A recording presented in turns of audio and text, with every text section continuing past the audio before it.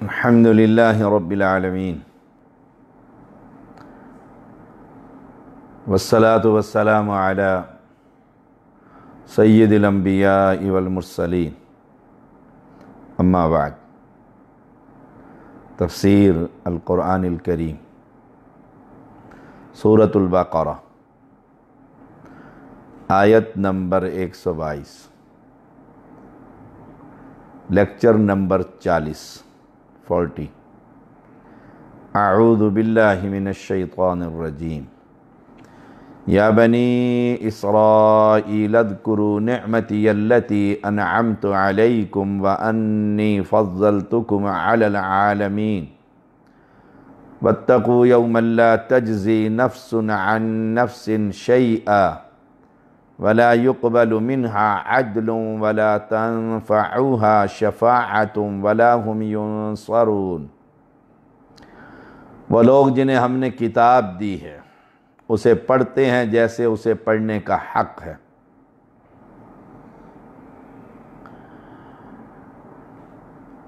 یا بنی اسرائیل اذکروا، اے بنی اسرائیل میری نعمت یاد کرو جو میں نے تم پر کی، اور یہ کہ بلا شبہ میں نے ہی تمہیں جہانوں پر فضیلت بخشی، اور اس دن سے بچو نہ کوئی جان کسی جان کے کچھ کام آئے گی، نہ اس سے کوئی فدیہ قبول کیا جائے گا، اور نہ اسے کوئی سفارش نفع دے گی، اور نہ ان کی مدد کی جائے گی۔ بنی اسرائیل سے خطاب کی ابتدا اللہ کی نعمتیں یاد دلانے اور قیامت اور اس کی ہولناکیوں سے ڈرانے سے ہوئی۔ مسلسل 84 آیات میں ان پر اللہ کی نعمتوں کے ساتھ ساتھ ان کی نافرمانیوں کا ذکر بھی فرمایا۔ آخر میں دوبارہ انہیں نعمتیں یاد دلائیں گئی اور آخرت کے دن سے ڈرایا گیا۔ فرمایا واتقوا یوما لا تجزی نفس عن نفس، ڈرو اس دن سے جس دن کوئی جان کسی جان کے کام نہ آئے گی، نہ فدیہ، نہ سفارش اور نہ ہی مدد۔ 3 چیزیں۔ نمبر 1، لا تجزی نفس عن نفس شیئا۔ شیئا عربی میں کھڑکی میں سے آنے والی دھوپ کی کرن میں اڑتے ہوئے ذرات جو نظر آتے ہیں اسے کہا جاتا ہے، اور وہ اگر کوئی پکڑنا چاہے تو ہاتھ میں نہیں آتے، یعنی اتنا بھی کوئی کسی کے کام نہ آئے گا۔ اور یہ پیغام امت محمدیہ کے لیے بھی اللہ کی طرف سے ہے کہ اس دن سے بچو جس دن کوئی جان کسی جان کے کچھ بھی کام نہ آئے گی۔ پیر فقیر، پیر مرید، درویش اور مجذوب اور سائیں، کوئی کسی کے کام نہ آئے گا۔ نفسی نفسی کا عالم ہوگا۔ حدیث شفاعت میں قوم موسیٰ علیہ السلام کے پاس جائے گی اور کہے گی آپ پہلے رسول، اور اللہ نے آپ سے کلام کیا، عبداً شکوراً کہا، وہ بھی کہیں گے نفسی نفسی نفسی۔ 3 مرتبہ حدیث میں آتا ہے۔ جب پیغمبر کسی کے کام نہیں آ رہے تو یہ سادات، یہ معصومین، یہ ائمہ معصومین، یہ اہل بیت، یہ کسی کے کام آئیں گے؟ یہ پیر اور فقیر اور درویش، کہ ہمیں ایک قوالی کرنے والا قوال کہہ رہا تھا، ہمیں گونگے بہرے خدا کی ضرورت نہیں، ہمارے لیے یہ پیر ہی کافی ہے۔ اللہ کی شان میں یہ گستاخی کہ وہ گونگا بھی ہے، نعوذ باللہ، جواب نہیں دیتا ان کو فوراً، بہرا بھی ہے، سنتا نہیں ہے، ہمارا پیر سنتا بھی ہے اور موقع پر جواب بھی دیتا ہے، ہمیں اس کی ضرورت نہیں، ہمیں یہی کافی۔ جب امت کی اکثریت میں یہ کفر پھیل جائے کہ اللہ کی اس طرح علن اعلان عرس منا کر توہین کی جا رہی ہو، تو اہل توحید ہماری ذمہ داری بہت بڑھ جاتی ہے کہ ہم اس جاہل قوم جو عرسوں اور میلوں پر اور ایک انسان کو ہی سب کچھ سمجھ بیٹھی ہے، ان کو دعوت توحید دیں۔ واتقوا یوما لا تجزی نفس عن نفس شیئا، کوئی کسی کے کام نہ آئے گا۔ یہ قرآن مقدس کا اعلان ہر ایک کو اپنی پڑی ہوگی۔ رسول اللہ صلی اللہ علیہ وسلم فرماتے ہیں عائشہ 3 مقامات پر کوئی کسی کو یاد نہ رکھے گا۔ اللہ کے پیغمبر علیہ السلام بھی فرماتے ہیں کوئی کسی کو یاد نہ رکھے گا۔ اور جب ساری امت نہیں بلکہ ساری مخلوق اولاد آدم حشر کے میدان میں جس کیفیت سے گزر رہی ہوگی اور جمع ہو کر وہ کبھی نوح علیہ السلام کے پاس اور موسیٰ علیہ السلام کے پاس اور ابراہیم علیہ السلام کے پاس، عیسیٰ علیہ السلام کے پاس، نبیوں کے پاس، تو اس کے اندر یہ سادات، یہ گولڑوی اور یہ قادری اور یہ فضل شاہ کلیامی اور یہ بھٹائی اور یہ کراچی کے کلفٹن کا اور یہ انڈیا کے اجمیر کا، یہ سارے بزرگ وہاں پر ہوں گے۔ یہ کتب اور یہ ابدال اور یہ انبار لگا ہوا ان سب پیروں اور فقیروں کا ہوگا، لیکن کسی میں جرت نہیں کہ رب کو یہ کہہ دیں کہ ہمارا حساب اور کتاب شروع کر دیں۔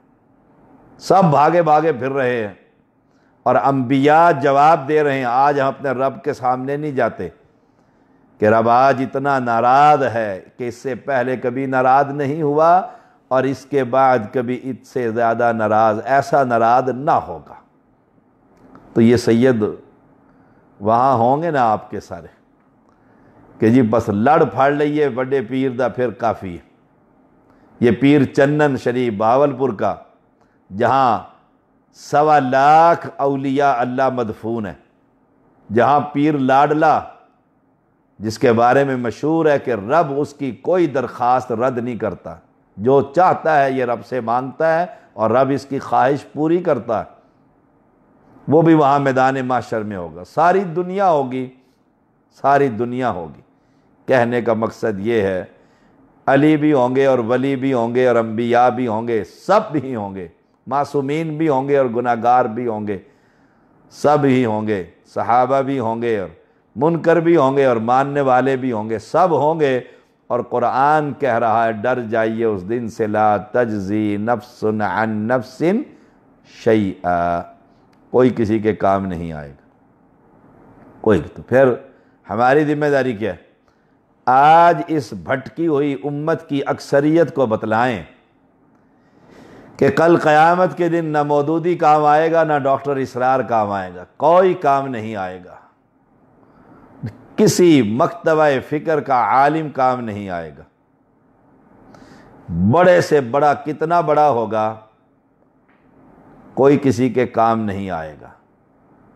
سب برہنہ ہوں گے اور میدان محشر کی طرف دوڑ رہے ہوں گے، ہر ایک کو اپنی پڑی ہوگی۔ یوم یفر المرء من اخیہ و امہ و ابیہ و صاحبتہ و بنیہ، ہر کوئی باپ بیٹے سے اور بیٹا باپ سے، بیوی خامن سے اور خامن بیوی سے، ہر ایک فرار کی حالت میں ہوگا۔ جب کوئی کسی کے کام نہ آئے گا تو پھر کام آنے والا کون ہے؟ اللہ سبحانہ و تعالی۔ اس عقیدہ توحید پر آئیے، اس دن عقیدہ کام آئے گا۔ کوئی جان کسی جان کو کوئی فائدہ نہ دے سکے گی۔ ولا يقبل منہا عدل، اور نہ ان سے کوئی فدیہ قبول کیا جائے گا کہ فدیہ ہی قبول کر لو، امیر آدمی ہے پیسے دے کر جان چھڑا لو، یہاں کہیں تھانے دار کو جی مانگ کتنے پیسے مانگتا ہے اور کاٹ پرچہ، منہ مانگی قیمت تمہیں دیتے ہیں، ہاں جی قتل ہو گیا ہے دیت دینے کو تیار ہیں، جو چاہے مجھے پیسے میرے پاس ہیں لے لو اور مسئلہ حل کرو۔ وہاں کوئی یوم لا ینفع مال ولا بنون الا من اتی اللہ بقلب سلیم، جو فطرت سلیم کا لے کر آیا، اس دل کے ساتھ آیا، وہ تو اسے فائدہ دے گا۔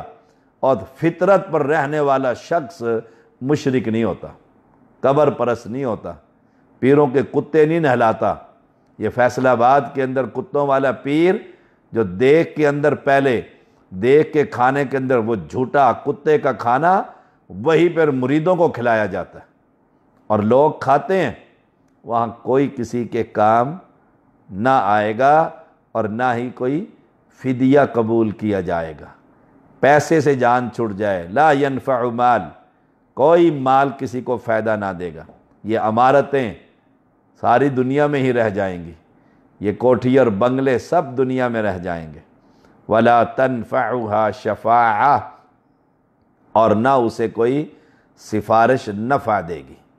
سفارش کبریٰ، شفاعت کبریٰ جو محمد الرسول اللہ صلی اللہ علیہ وسلم کریں گے اللہ کی اجازت سے، وہ مومنین اور موحدین کو فائدہ دے گی، جن کے دل میں ایمان ہوگا، اور جس کے دل میں ایمان ہی نہیں، قبر پر ایمان، جوتیوں پر ایمان، ٹھیکریوں پر ایمان، ڈھیریوں پر ایمان، جھنڈوں پر ایمان، جانور پر ایمان، دلدل پر ایمان، کڑوں پر ایمان، ولا تنفعها شفاعہ، تو اسے کوئی سفارش نفع نہ دے گی۔ ولا هم ینصرون، نہ ان کی مدد کی جائے گی۔ وہ دیکھیں گے وہ جا رہے ہیں شاہ صاحب ہمیں چھوڑ کر، کہ ساری زندگی ان کے بچوں کی خدمت، غلام در غلام، ان کے گھوڑوں کا مالشی۔ قرآن یہ کہہ رہا ہے، اور علماء کی جماعت، علماء سو، اہل شرک، وہ اپنے مریدوں کو خوش کرنے کے لیے وہ کہتے ہیں پیر عبد القادر جیلانی کے ہم مرید ہیں، ہمیں کیا ضرورت ہے، ہم جانیں اور پیر جانے، پیر جانے اور خدا جانے۔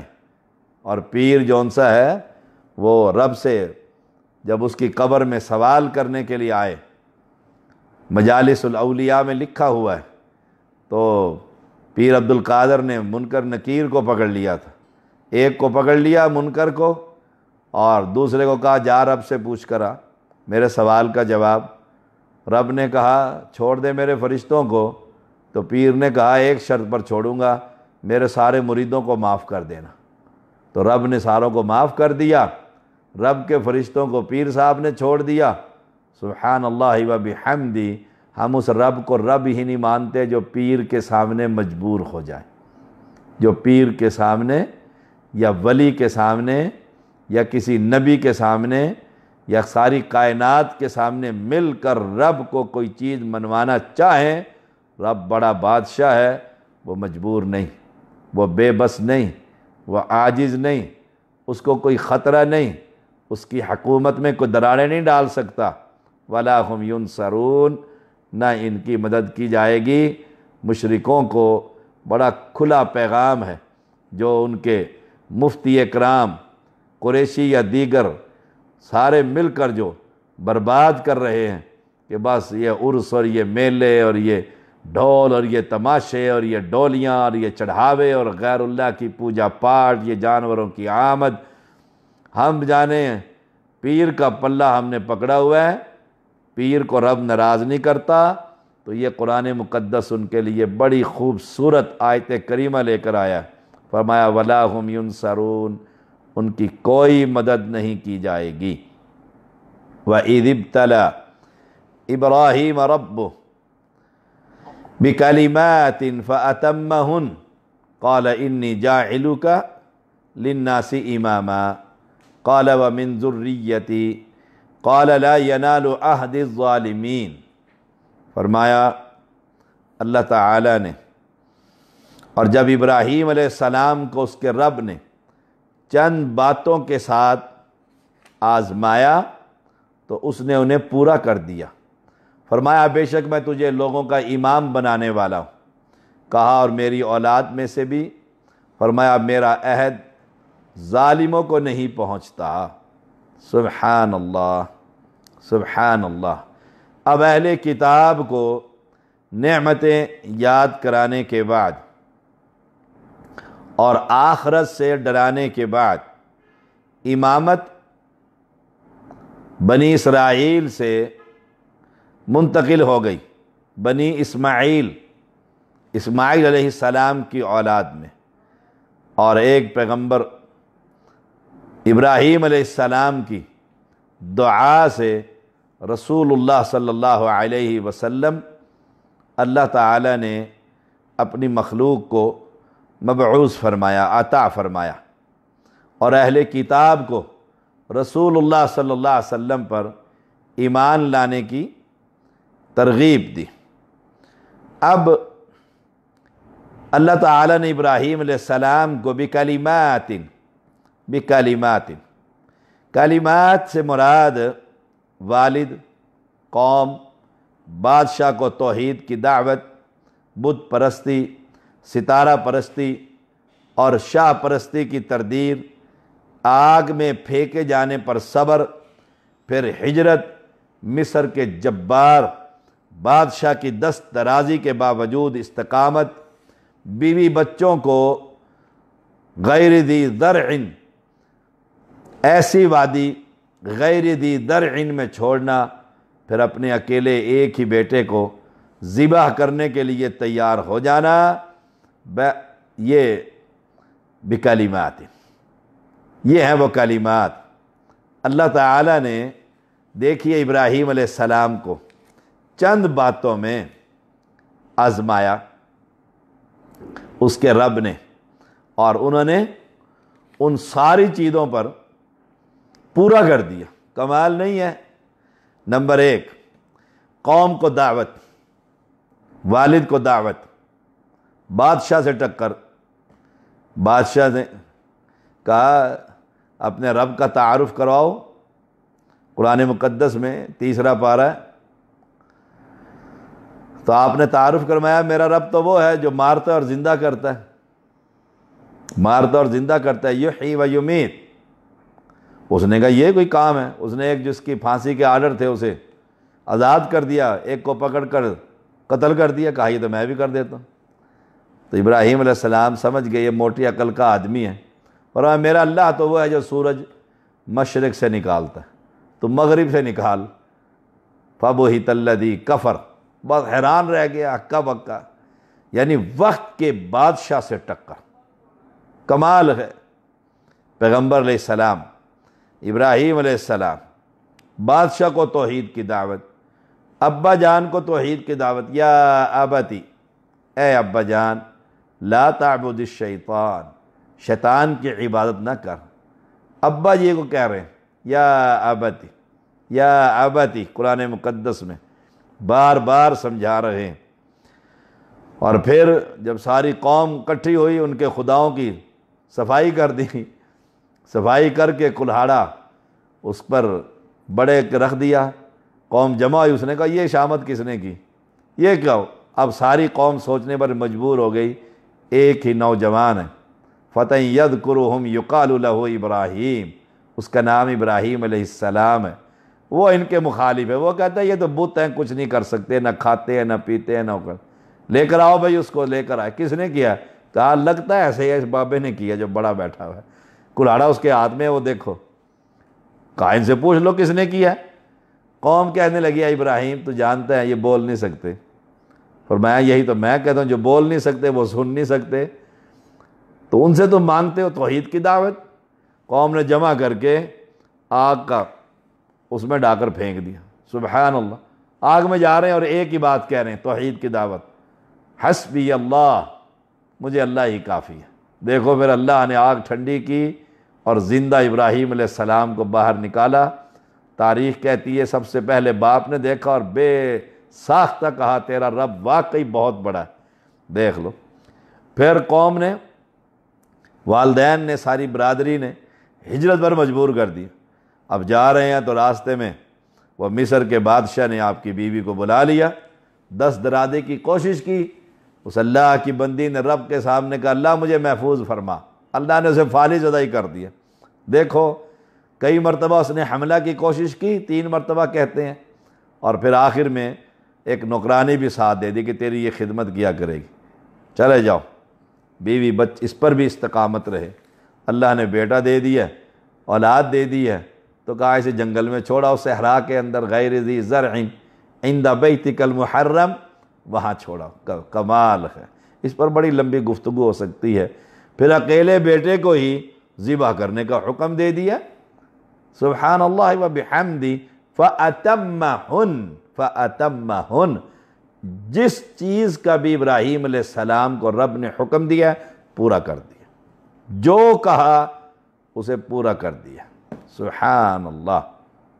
عملی ثبوت، اسلم، فرما بردار ہو جا، ایسے فرما بردار ہوئے، رب جو کہتا تھا کرتے چلے جاتے تھے، سبحان اللہ و بحمدی، سبحان اللہ عظیم۔ ابن عباس رضی اللہ تعالی عنہما بیان کرتے ہیں اللہ تعالیٰ نے ابراہیم علیہ السلام کی آزمائش طہارت کے احکام کے ساتھ کی، جن میں سے 5 سر سے متعلق اور 5 جسم سے متعلق۔ سر سے متعلق مونچھیں کترنا، نمبر 1، نمبر 2 کلی کرنا، نمبر 3 ناک کی صفائی کرنا، نمبر 4 مسواک کرنا، نمبر 5 سر کی مانگ نکالنا۔ یہ تھے سر سے متعلق 5، اور جسم سے متعلق 5، نمبر 1 باقی یعنی سر کے علاوہ، نمبر 1 ناخن کاٹنا، نمبر 2 زیر ناف بال صاف کرنا، نمبر 3 ختنہ کرنا، اور نمبر 4 بغلوں کے بال اکھیڑنا، اور نمبر 5 پیشاب اور پخانے کے نشان کو پانی سے دھونا تھا۔ صحیح بخاری 5899 نمبر۔ رسول اللہ صلی اللہ علیہ وسلم نے ان ساری چیزوں کو، 10 کی 10 چیزوں کو امور فطرت میں شامل کیا۔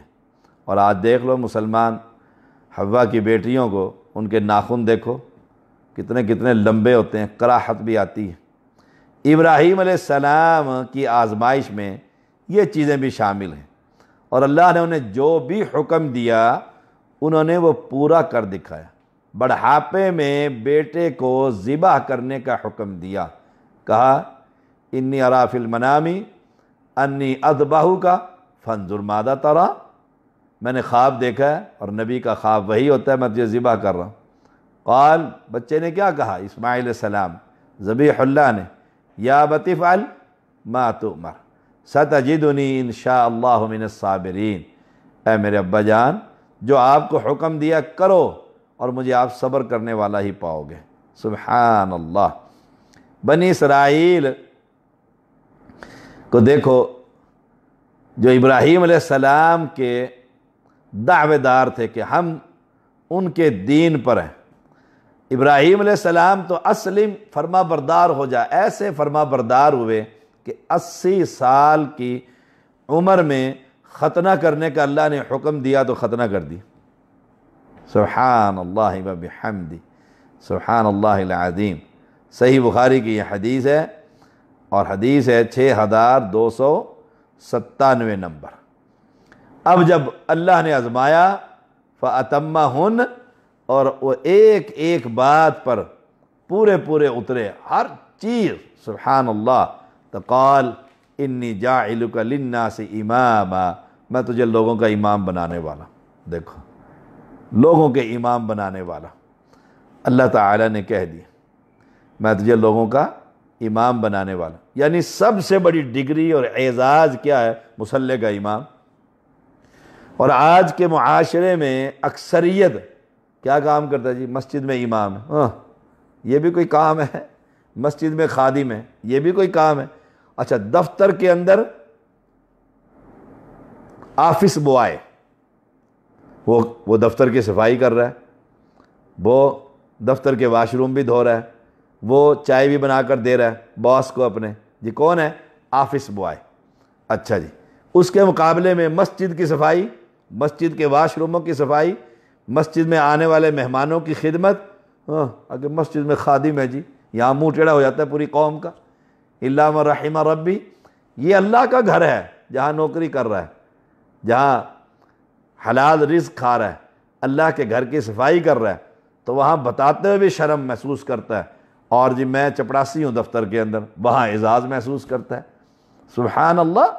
تو مصلی کا جو امام ہے یہ سب سے بڑی ڈگری، ایسا ادمایا ابراہیم علیہ السلام کو، اور پھر کیا کہا، قال انی جاعلک للناس اماما، میں تجھے لوگوں کا امام بنا رہا ہوں، یعنی اس سے بڑا اعزاز ہی کوئی نہیں، اس سے بڑا اعزاز ہی کوئی نہیں ہے۔ اور آج بڑے بڑے سمجھدار، میں یونیورسٹی میں پڑھتا تھا تو ایک مرتبہ ہمارے پروفیسر عربی ڈپارٹمنٹ کے مدنی تھے حافظہ اللہ تعالی، فضیلۃ الشیخ شیخ دکتور عبد الرحمن حافظہ اللہ تعالی عبد الرحمن یوسف راجوال کے، اور بڑے ہی نائس اور بڑے ہی متقی شخص تھے۔ تو ایک دفعہ ہم اکٹھے بیٹھے ہوئے تھے، تو ایک لڑکے نے کوئی داڑھی واڑی اندر کو گھمائی اور اوپر کو اکٹھی کرنے کی کوشش کی۔ میں نے اسے کہا یہ کیا کرتے ہو؟ کہا یونیورسٹی جاتا ہوں۔ ایسی کوئی اس نے کچی سی بات کی۔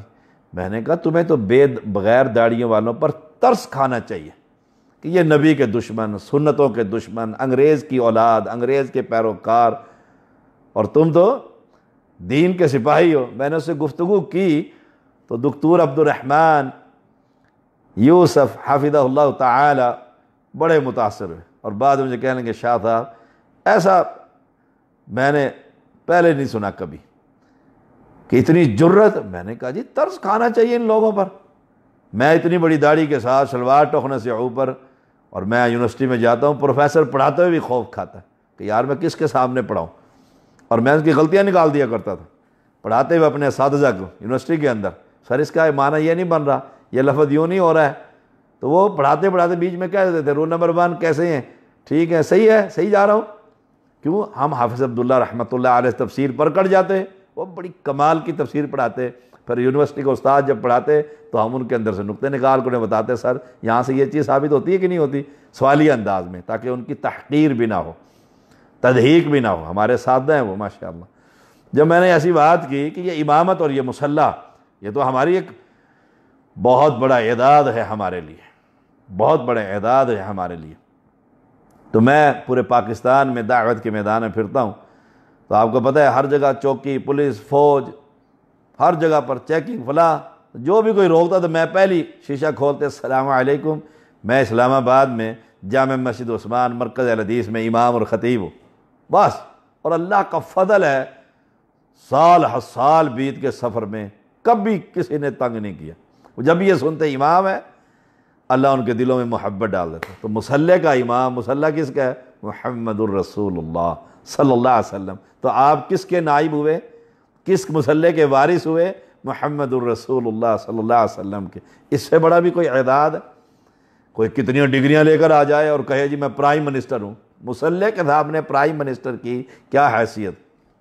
مثال دے کر آگے چلتے ہیں کہ اگر آپ جماعت کروا رہے ہیں، مصلی کا امام ہے، اور پیچھے chief justice, general Bajwa, prime minister, یہ سارے آ کر کھڑے ہو گئے، اب آپ کی اجازت کے بغیر وہ رکوع نہیں کر سکتے، سجدہ نہیں کر سکتے۔ آپ کا اتنا بڑا مقام ہے، پیچھے جنرل کھڑا ہوا ہے، پورے ملک کا مالک کھڑا ہوا ہے، عارضی طور پر جو رب نے اسے اعزاز دے رکھا ہے، اگر وہ اپنی اس عہدے کی وجہ سے اپنا سر سجدے سے پہلے اٹھا لے اور رب ناراض ہو جائے تو پیغمبر سچے نے فرمایا اللہ اس کا سر انسان کا نہیں گدھے کا بنا دے گا۔ تو قال انی جاعلک للناس اماما، یہ ائمہ مساجد کے لیے سبق ہے، طلباء کے لیے سبق ہے کہ بالکل دھڑلے کے ساتھ، جرت کے ساتھ بتایا کرو میں مسجد میں خطیب ہوں، میں مصلی کا امام ہوں، میں مسجد میں درس دیتا ہوں، میں مسجد میں خطبہ دیتا ہوں۔ تو اللہ تعالیٰ نے یہ اعزاز دیا اتنا سخت آزمائش کے بعد کہ لوگوں کا امام بنا دیا۔ اب فوراً کہنے لگے وَمِن ذُرِّيَّتِي، اللہ میری اولاد میں سے بھی، یعنی یہ امامت میری اولاد کے اندر ہی رہے، میری اولاد بھی مصلی کی امام بنے، عالم کا بیٹا عالم نہ بنے، بڑی تکلیف ہوتی ہے۔ درزی کا بیٹا دردی بن جاتا ہے، مستری کا بیٹا مستری بنتا ہے، اپنے باپ سے وہ فن سیکھتا رہتا ہے، اور عالم کا بیٹا وہ دنیا کی تعلیم میں داخل ہوتا ہے۔ اور آج کل تو پرائم منسٹر صاحب نے بڑا مار کا سر کروایا اپنے وزیر تعلیم سے، مدرسے کا نصاب، یونیورسٹی کا نصاب، انگلش میڈیم، اردو میڈیم سارے ایک کر دیں، سارے ایک کر دیے، اور تالیاں بجیں، سبحان اللہ۔ جب مدرسے کے اندر آپ بایو اور کیمسٹری اور فزکس پڑھائیں گے تو پھر یونیورسٹی کے اندر بھی صحیح بخاری اور صحیح مسلم بھی شامل کریں۔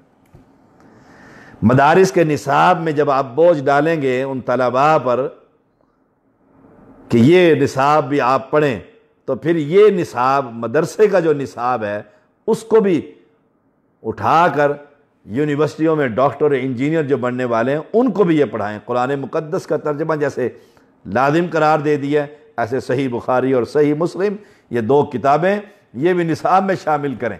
پھر ہم کہیں گے کہ آپ نے صحیح ہے کہ ساری تعلیم یکساں کر دی ہے، وہاں سے کتابیں اٹھا کر ڈال دیے تاکہ طلباء جو ایک فن کے ماہر ہیں، کوئی مفتی بن رہا ہے، کوئی شیخ الحدیث بن رہا ہے، کوئی شیخ القرآن بن رہا ہے، کوئی اسماء الرجال کا امام بن رہا ہے، اپنے اپنے فن کے، کوئی فقہ کا امام بن رہا ہے، کوئی سنت کا امام بن رہا ہے، کوئی حدیث پر پی ایچ ڈی کر رہا ہے، ان کے اوپر جب آپ ایکسٹرا کتابیں جب لا دیں گے تو وہ اپنے فن کی امامت میں کمزور ہوں گے، اور یہی کفار اور یہودیوں کا شکنجہ ہے جس میں اس امت کی اکثریت کو کسا جا رہا ہے۔ تو یہی بات ابراہیم علیہ السلام نے امامت مانگی اپنی اولاد میں، وَمِن ذُرِّيَّتِي، میری اولاد کے اندر سے۔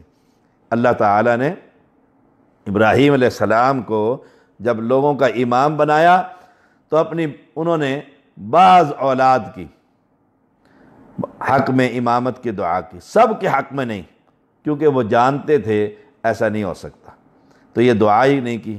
اللہ تعالیٰ نے ان کی دعا قبول فرمائی اور ساتھ ہی انہیں بتا دیا، قال لا ینال عہد الظالمین، کہ میرا یہ عہد ظالموں کو نہیں پہنچتا۔ جو آپ کی اولاد میں سے آپ کے منہج سے، توحید سے ہٹ جائے گا، شریعت سے، تو ان کے لیے امامت نہ رہے گی، امامت تو ان کو ملے گی۔ یہ نعمت سے سرفراز وہ ہوں گے جو آپ کے منہج پر، آپ کے طریقے پر چلیں گے۔ ظالم لوگ اس نعمت سے سرفراز نہ ہوں گے۔ اس سے بنی اسرائیل کے گمراہ لوگوں اور بنی اسرائیل کے مشرکین لوگوں کو تنبیہ کرنا مقصود ہے کہ تمہارے عقائد اور اعمال خراب ہو چکے ہیں، محض ابراہیم علیہ السلام کی اولاد ہونا کافی نہیں۔ وآخر دعوانا ان الحمد للہ رب العالمین۔